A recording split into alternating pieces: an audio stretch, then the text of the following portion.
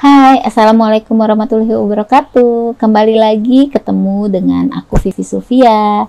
Kali ini aku mau bahas tentang gimana sih cara Jitu menghadapi proses kelahiran. Nah, untuk ibu-ibu jangan lupa bantu subscribe dan bunyikan loncengnya.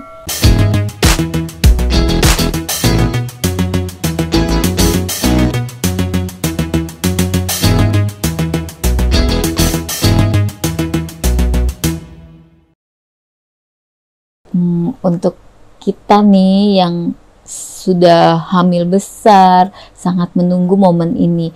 Tapi ada juga sih rasa deg-degannya ya pastinya. Gimana sih cara Jitunya untuk menghadapi ketakutan saat kita mau bersalin? Nah, ini ada kiat-kiatnya nih. Yang pertama, jangan lupa minta bantuan suami untuk berperan saat ingin bersalin. Jadi kasih tahu tuh suaminya. Jadi kalau misalnya saat saya ingin bersalin, saya maunya didampingin. Terus jangan lupa nanti kamu ajarkan si suami. Jangan lupa nanti ya kamu kasih kalimat-kalimat yang positif atau membangun. Bilang kalau ya suami harus bilang kalau istrinya hebat, kamu bisa melahirkan dengan sehat, bayinya sehat gitu ya. Terus jangan lupa ajak istrinya saat misalnya lagi masa kontraksi, ajak untuk atur nafas. Terus jangan lupa bilang sayang sama istrinya. Nah, itu juga sangat membantu dan itu kekuatan sugesti ya. Jadi kalau misalnya ada yang mendampingi itu lebih nyaman gitu. Yang pasti kita dari suami bilang dia kita kuat, kita mampu. Nah, itu sangat bikin pikiran kita lebih positif lagi. Oke.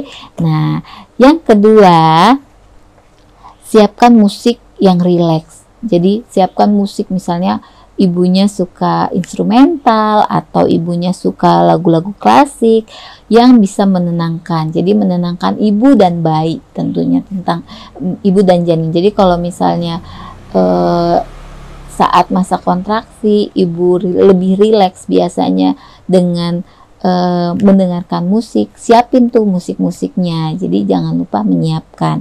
Jadi siapin kalau misalnya punya rekaman afirmasi yang positif, misalnya hypnobirthing yang tentang afirmasi kelahiran. Nah, itu juga bisa diputar atau bisa mendengarkan ayat-ayat suci misalnya untuk kita ya, biar lebih tenang. Itu juga sangat membantu. Jadi kita nggak terlalu deg-degan, jadi itu pasrah gitu ya, kitanya jadi lebih pasrah, lebih legowo untuk menikmati proses kontraksi ya. Nah, yang ketiga, kenali tubuh dan bayi. Jadi kalau misalnya kenali nih posisi yang paling enak atau yang paling nyaman buat kita.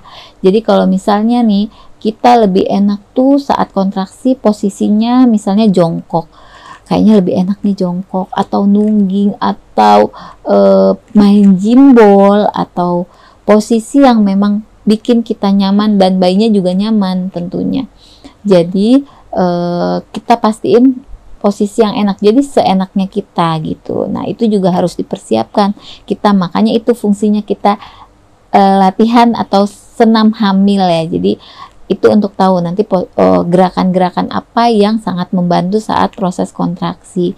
Nah, itu juga membantu untuk meredakan kontraksinya, atau misalnya pijetan apa saja yang bisa membantu untuk merilekskan. Nah, itu juga ya. Jadi itu fungsinya belajar sebelum kita masuk proses persalinan. Jadi jangan sudah besar banget, umur kehamilannya sudah mau aterem banget baru belajar. Jadi belajar itu saat kita memang pas saat kalau bisa sebelum hamil ya sudah belajar. Tapi tidak ada salahnya untuk belajar. Jadi belajar gimana caranya, posisi-posisi. Jadi saat kita trimester masuk ke trimester 3 itu sudah mulai diajarkan itu untuk posisi yang nyaman saat persalinan ya. Nah, yang kelima, jangan lupa untuk sugesti seperti yang tadi saya bilang, sugesti atau katakan kepada diri sendiri. Kalau tadi sugesti dari suami atau dari orang terdekat, nah kalau ini sugesti dari diri sendiri.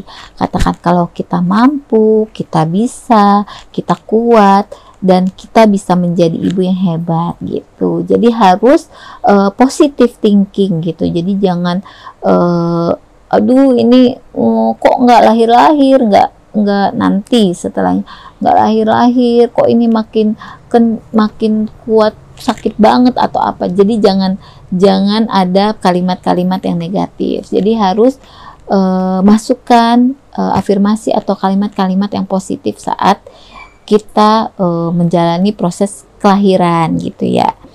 Yang keenam, intinya apapun hasilnya, misalnya mau persalinannya normal atau persalinannya sesar, intinya kita sudah berusaha sebaik-baiknya gitu. Kita sudah berusaha, kita sudah hebat dan tetap bisa berjuang untuk menjadi ibu yang hebat.